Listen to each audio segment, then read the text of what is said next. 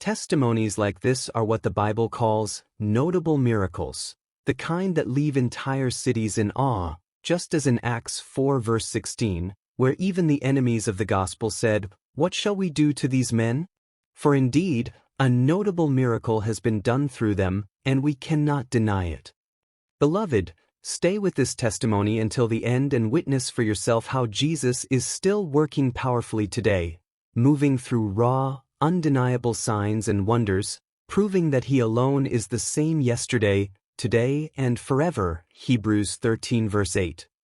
My name is Kareem, and I was born in a quiet village in Lebanon, surrounded by mountains that looked like old giants watching over us. My father was the imam of our local mosque, a man deeply respected by everyone. People came from far places just to learn from him. My mother was gentle and soft-spoken, always reminding me to be respectful and obedient. Growing up in such a home, everyone expected me to follow the same path as my father. But something unusual started happening to me before I could even talk clearly. When I was about 3 years old, I began having dreams that felt more real than the world I woke up to. In these dreams, I always saw a man dressed in bright light. His presence felt warm and peaceful, like standing near the sun without getting burned.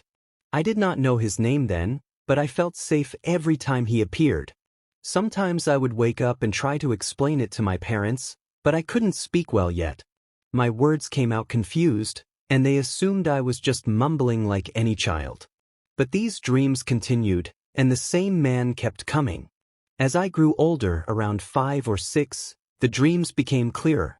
He revealed to me that he loved me, watched over me, and wanted me to follow a path of truth.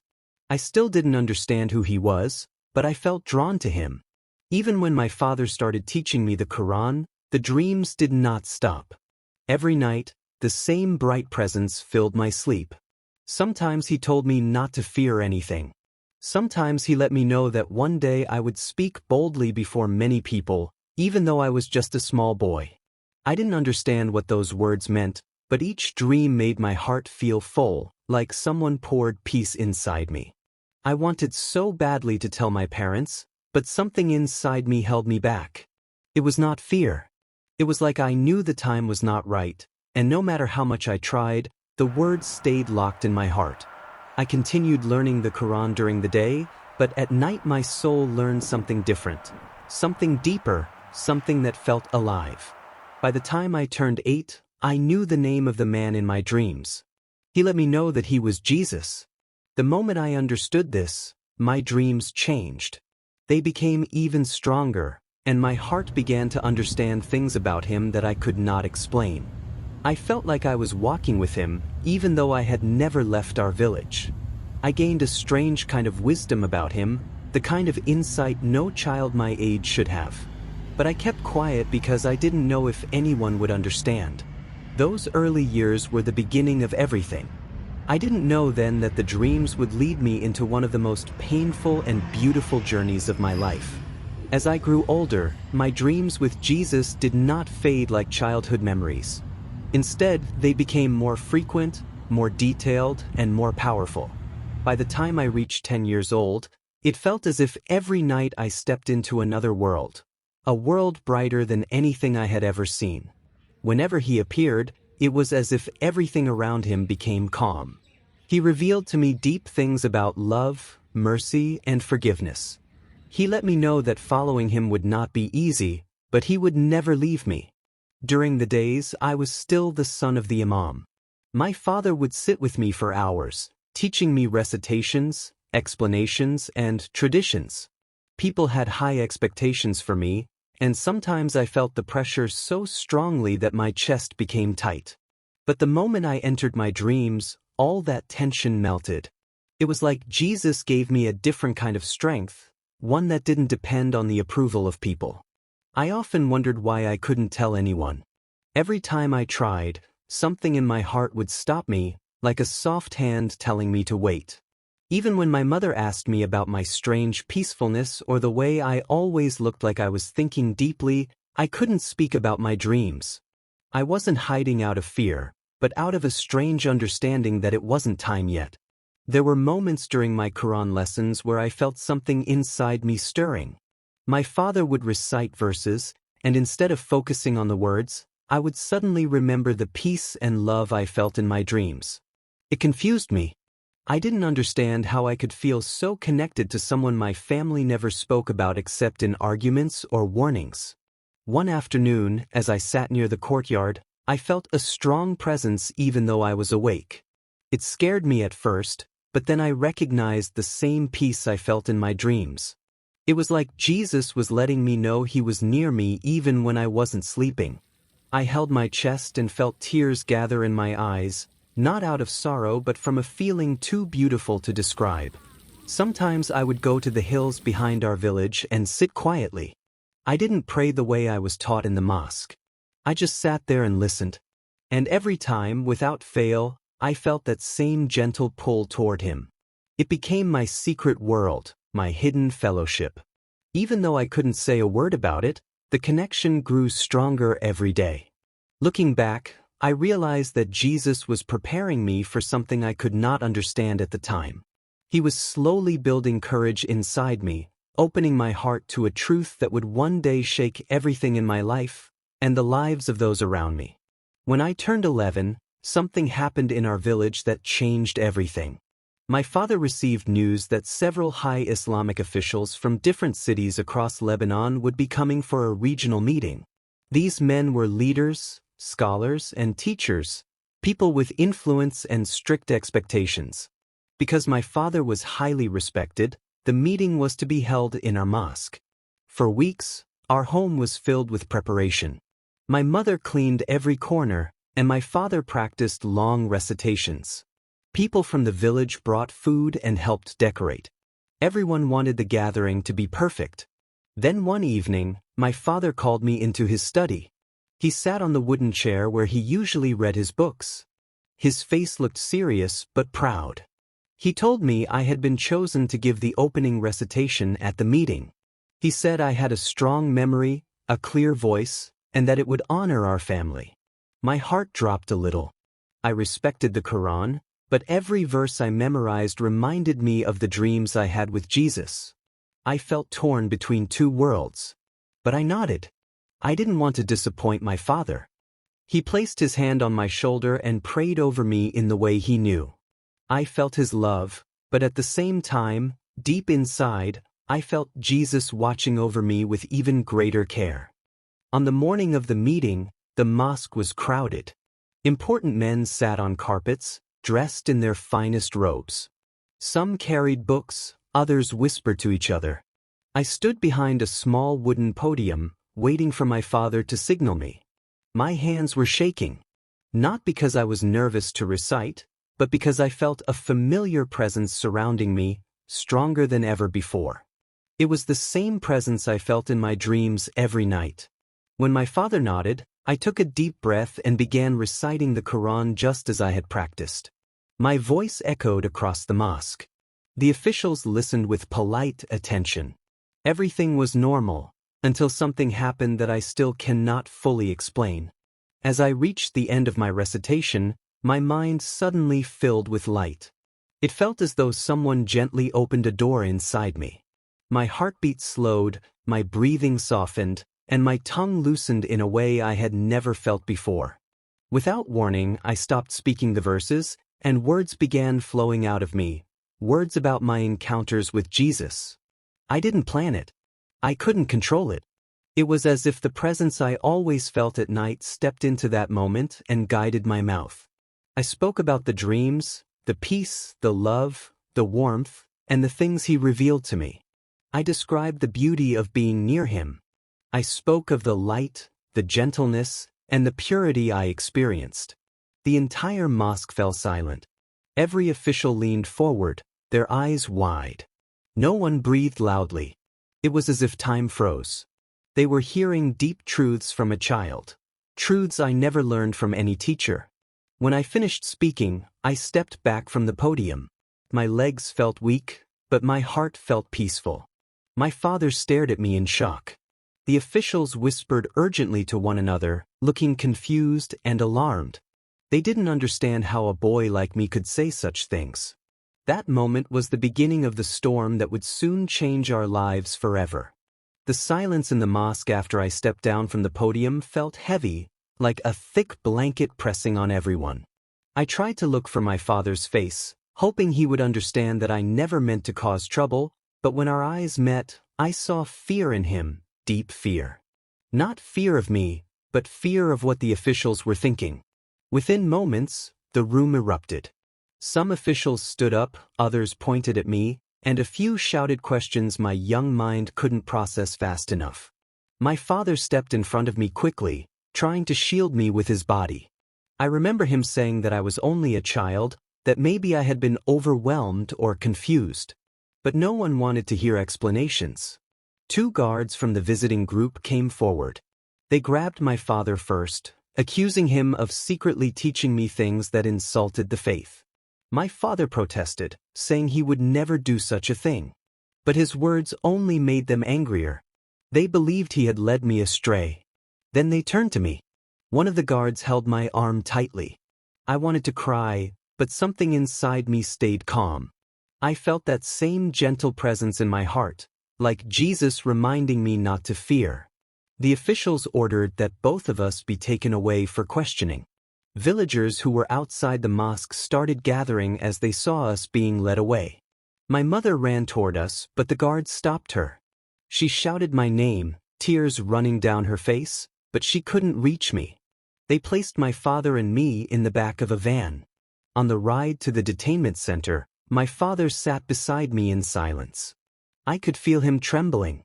After a long while, he whispered to me gently, asking why I said those things, asking what had come over me.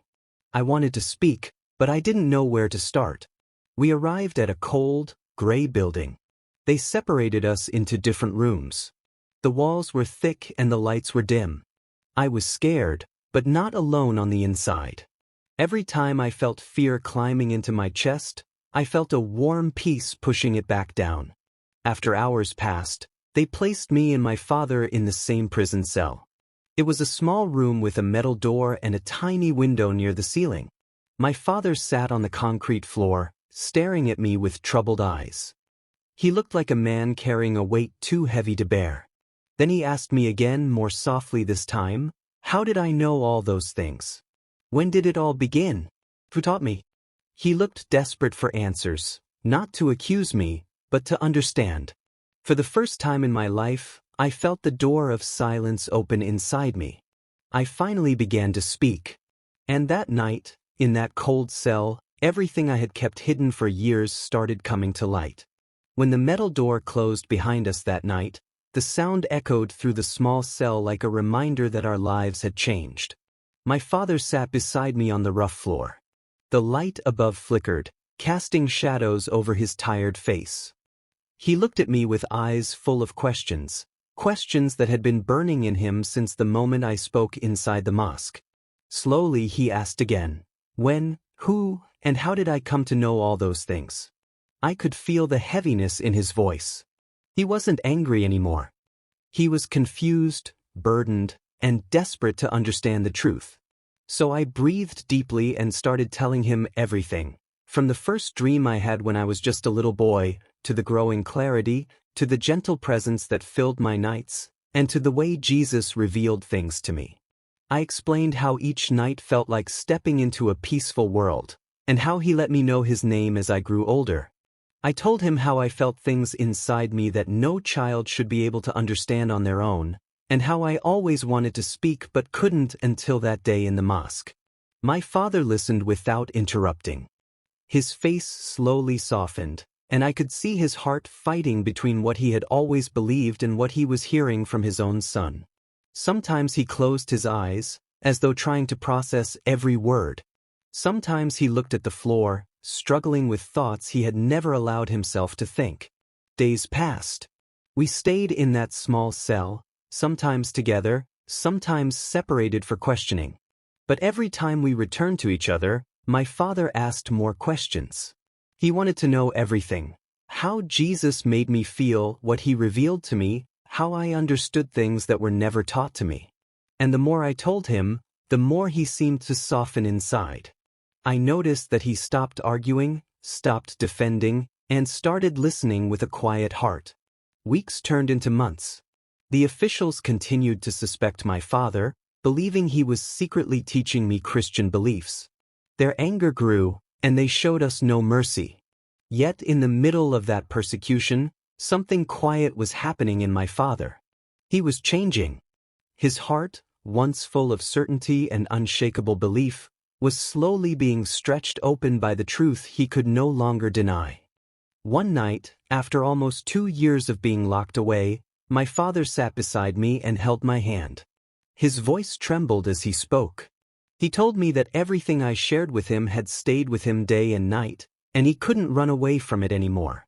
He said he felt a strange peace he never experienced before, and he knew it did not come from the teachings he had spent his whole life defending. He said he finally understood that what I experienced was real, too real to be ignored. And that night, in that dark prison cell, my father made a decision that changed his life forever. He quietly opened his heart to Jesus.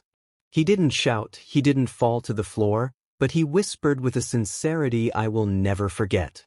He told me that Jesus had been calling him through my dreams all along, and he couldn't resist anymore. For the first time, my father held me with a new kind of love, a love that felt whole, pure, and full of hope. Even though we were locked away, our hearts felt free for the first time. After my father opened his heart to Jesus in that quiet prison cell, something changed inside him. The fear that once controlled his eyes began to fade. His voice grew calmer, and he treated everyone around him, even the harsh guards, with a new gentleness. I could see a new strength in him, the kind that doesn't come from anger or pride, but from truth. But even though we had found peace inside, life outside the cell was still full of pressure. Word had spread that both of us were refusing to deny what happened. The officials became more frustrated. They were certain my father had influenced me, and now, seeing he was no longer fighting to prove them wrong, they believed it even more strongly. They thought the only solution was to break our spirits so we would return to the life we once lived.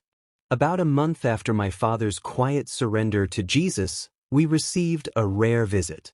The guards opened the cell door and told us my mother had arrived. I had not seen her in almost 2 years. When she entered, she looked thinner, tired, and deeply worried. Her eyes filled with tears the moment she saw us. She held my face gently, then held my father's hands with trembling fingers. She asked us why we were still here. She begged my father to tell the officials whatever they wanted so he could bring me home. She said she prayed every night for us, even though she didn't understand what was happening. She looked at me with so much pain that my chest felt tight. My father took a deep breath. I could see the struggle on his face. But then he reached into a corner of the cell where he kept a small stack of papers. The kind guard who watched over us sometimes brought me paper and a pencil so I could write my dreams and experiences, everything Jesus revealed to me through the years. My father said he wanted to keep these writings because they reminded him of the truth that changed both of us. He placed the papers in my mother's hands. She looked confused at first. Then my father, with a steady but gentle voice, told her that everything she needed to know was written in those pages. He said he understood that this was not easy for her, but he needed her to know the truth that changed his heart even inside prison. He told her that Jesus is the only way. Not angrily, not forcefully, not proudly, but with a calmness that came from a place deeper than fear. My mother was shocked. She looked at him like she didn't recognize the man sitting before her. Tears spilled down her face. She held the papers close to her chest, like she was afraid someone might take them away. My father explained that he didn't expect her to understand everything immediately. He only asked her to read what her son had written, to look at the dreams, the experiences, the peace, and the love I described. He told her that these writings weren't from my imagination. They were the story of a child guided by a presence greater than the world. The guard signaled that her visiting time was almost over. She grabbed my hands and kissed them. Her voice shook when she said she didn't know what the future would hold. But she promised she would read every word I wrote. She promised she would not let my writings be taken away. The guards led her out of the cell, but she kept looking back at us until the metal door shut between us. I watched her leave, praying silently inside that her heart would soften just like my father's did. And even though the officials still tried to break us, we held on to the truth that had already changed everything. After my mother's visit, the prison officials became more aggressive. They noticed my father had changed. He no longer argued, no longer defended himself, no longer tried to convince them of anything. His peace irritated them. They took it as a sign that he was hiding something, or that he was becoming stubborn in a new and dangerous way. So they increased their pressure. They moved us to a colder cell. They reduced our meals. Some nights, they kept the lights on so we couldn't sleep well. Other days, they sent different interrogators to question us, hoping we would get tired and agree to deny everything. They wanted my father to say he taught me about Jesus. They wanted me to say I lied or was confused. They wanted us to return to what they considered the correct path. But something strange happened. The more they tried to break us, the stronger the peace inside us became. My father would sit beside me every night, and we would speak quietly about the dreams, the presence, and the things Jesus let me know. We had no Bible, no Christian materials, no teacher, just the memory of the presence that had guided me since childhood. There were nights my father cried silently, not because of the suffering, but because he felt a deep regret. He told me he spent many years teaching others rules, traditions, and fear, but he never understood the love he was now experiencing inside a prison cell. He said he wished he had known earlier. I held his hand every time, telling him that Jesus knew the right time for everything. Some guards mocked us. Others watched us with suspicion. But one guard, the same one who gave me papers, treated us with kindness. He told me once, in a whisper, that he often saw us praying silently. He said he didn't understand our faith, but he respected the peace he saw in my father's eyes. That small kindness helped us survive many difficult days. Whenever fear tried to rise, the same presence I felt since childhood would calm my heart. Sometimes, even while awake, I felt like Jesus was near us in the cell. He revealed to me that we were not forgotten. He let me know that our suffering had purpose and that one day our story would strengthen others. Months passed, then another year.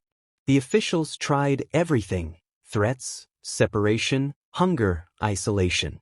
But nothing worked. My father's heart had already changed, and mine had been guided since childhood. We were still physically locked behind walls, but in our hearts, we were free in a way no prison could ever stop. The officials became frustrated. They couldn't understand how a child and a former imam could resist them so quietly. And unknowingly, their frustration became the soil in which our spiritual strength grew even deeper. Through every difficult moment, Jesus kept reminding us, silently, gently, that he was with us in the darkness, and his light would not fade. After almost 2 years in prison, the days and nights began to feel endless. My father and I had grown stronger in our faith, but the officials still watched us closely, hoping to find any weakness. I realized that if we ever wanted the truth of what happened to reach my mother, and perhaps others, we needed to record it. But paper and pen were not allowed. The kind guard who had shown small acts of mercy came quietly to me one evening. He left a piece of paper and a pencil in a corner of our cell. He didn't speak much, just looked at me with understanding. I knew this was a gift. I took the paper carefully in my small hands, and my father nodded, encouraging me silently. For hours each night, I wrote. I wrote about every dream, every presence, every moment Jesus had revealed something to me. I wrote about the peace I felt, the love, and the warmth that filled my heart, even when the prison walls pressed around me. I wrote about the night in the mosque when I could not control my words, and about the questions my father asked afterward. I poured everything onto the paper as if I were speaking directly to the world outside. Sometimes I would stop and read what I wrote aloud to my father. His eyes would fill with tears. He would hold my hand and say quietly that he could feel the truth in every word, that these writings were more powerful than any recitation or lesson he had ever given. After days of writing, the pages were filled. I held them close, knowing they contained the story of our secret fellowship and the power of God that had carried us through the darkness. My father later told me he wanted my mother to read them so she would understand, believe, and have the chance to make the same choice of faith. When my mother came to visit again, my father handed her the pages. He told her that this was the only way she would see the full truth, that Jesus had been with us, guiding us, comforting us, and protecting us even when everything seemed lost. She held the papers to her chest, sobbing, and promised to read every word. That moment was like sunlight breaking through the prison bars. Though the walls remained, our hearts were free, and our story was alive in the hands of someone who loved us. I realized then that Jesus' presence was not only in my dreams or our prayers, it was in the story we could now share, a story that could inspire and protect others. Even after my mother read the testimony I wrote, our lives were far from easy. The officials still tried to break us. They pressured my father, asking him to return to the mosque traditions, to deny everything about Jesus, and to convince me to do the same. They threatened that our freedom, safety, and future could be taken away if we continued to resist. But something incredible happened during those months. My father, once an imam of strict teachings, had become my ally in faith. He would whisper encouragement to me every night. "Stay strong, my son. Keep holding on. Don't fear them. Jesus is with us." Those words carried more power than any protection outside the walls. I could see that the officials' efforts to intimidate us only made our faith stronger. Each time they raised their voices or tried to instill fear, we prayed silently. Every day, my father would reflect on the pages I had written, and together we would talk quietly about the lessons we learned from Jesus. We discovered that even in the darkest places, God's presence could shine brighter than the sun. The other prisoners began to notice our peace. Some would ask why we were not afraid, why our hearts seemed unshakable. We never boasted, we never argued. We simply let the presence we had felt for years guide us. Over time, our story, though silent, spread quietly among the guards and the few visitors who saw the truth in our lives. Even when I missed my friends, my village, and my mother, I learned that suffering and faith could coexist. The chains around our bodies could not touch the freedom in our hearts. And through it all, Jesus revealed to me and my father that faith is not only about what we say, but about what we live, even when no one is watching. Now, looking back on everything that happened in Lebanon, the dreams, the mosque, the arrest, the prison, and the secret writings, I see one truth shining clearly: God's love never abandons us. Even when the world seems dark, even when people try to break our spirits, even when fear surrounds us, Jesus is near. He sees us, He comforts us, and He gives us courage to endure. I learned that faith is not only about rituals, words, or appearances. It is about the heart's obedience and love for God. Even as a small boy, I discovered that we can trust Jesus completely, that He can guide us in ways the world cannot understand, and that His presence can fill our hearts with peace in the most impossible circumstances. My father and I learned this together, and through him, my mother also came to see the truth in our hearts. To all believers who hear this story, I want to say, hold tightly to your faith. Pray without ceasing. Love one another, even when it is difficult. Study God's Word diligently, because it will prepare you for moments you cannot imagine. Stand firm, because the world may try to shake you, but your spirit can remain unshakable if you rely on God's love. Never underestimate the power of a faithful heart, no matter your age. Even a child can witness, even a small voice can speak the truth, and even in the darkest prison, God's light can shine brighter than ever. And most importantly, remember to pray for those who are under pressure, who are being persecuted, or who face trials for their faith. Their spirits can be strengthened by our prayers, and through Christ, they can hold on and be victorious. Our story in Lebanon is a reminder that no wall, no fear, and no human authority can separate us from the love of God. Trust Him, follow Him, and let His light guide your every step. And when you face challenges, know that Jesus walks with you, even in ways the world cannot see, hear, or understand.